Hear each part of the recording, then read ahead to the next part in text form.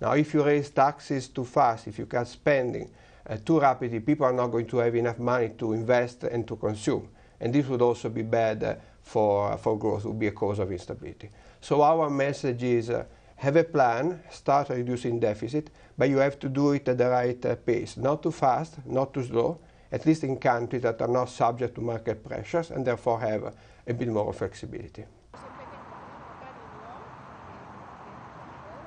I think that more needs to be done in the area of reforming pension system and healthcare system.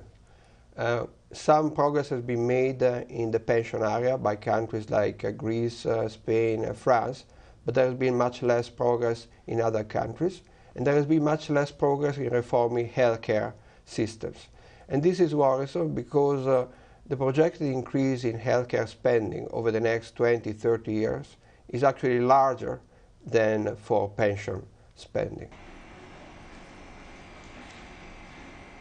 I think that fiscal policy in emerging markets should be tightened to avoid the risk of overheating.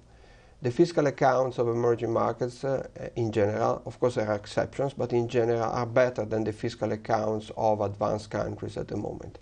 But these economies are overheating. Inflation is too high. In response to this overheating, most emerging economies are tightening fiscal policy in 2011 and intend to tighten in 2012.